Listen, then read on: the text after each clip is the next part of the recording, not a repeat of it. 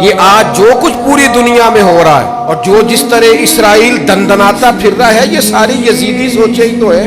جو کچھ آج پوری دنیا میں ہو رہا ہے، اگر ہم نے اپنے بچوں کو صحابہ کی وہ جد و جہد سکھائی ہوتی، امام حسین کا فلسفہ بتایا ہوتا، تو کبھی بھی ہمیں کسی اور ڈیبیٹ کی ضرورت نہ رہتی۔ یہ خود بخود بتاتے ہیں کہ اصل حق کیا ہے، اصل میں آگے بڑھنا کس طرح سے ہے۔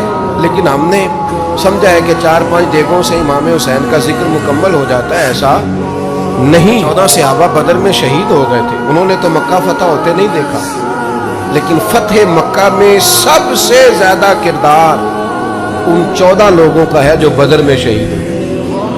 وہ کامیابی کی پہلی سیڑھی بنے تھے۔ جو 70 صحابہ احد میں شہید ہو گئے تھے، انہوں نے مکہ فتح ہوتے نہیں دیکھا میرے دوستو۔ انہوں نے وہ بلندیاں، وہ عروج، وہ بڑے بڑے مال غنیمت کے ڈھیر انہوں نے نہیں دیکھے۔ جو اسلام کے پاس بعد میں قوت آئی، دولت آئی، وسائل آئے، وہ انہوں نے نہیں دیکھے۔ لیکن حضرت امیر حمزہ کا خون کبھی اسلام میں بھلایا نہیں جا سکتا، حضرت عبداللہ بن جہش کی دعائیں بھلائی نہیں جا سکتی، حضرت سعد بن معاذ کا جذبہ بھلایا نہیں جا سکتا، حضرت مصعب ابن عمیر نے اس طرح جان قربان کی تھی کہ آخری وقت کفن بھی پورا موجود نہیں تھا۔ تو کیا بھلائے گی تاریخ ان لوگوں کو؟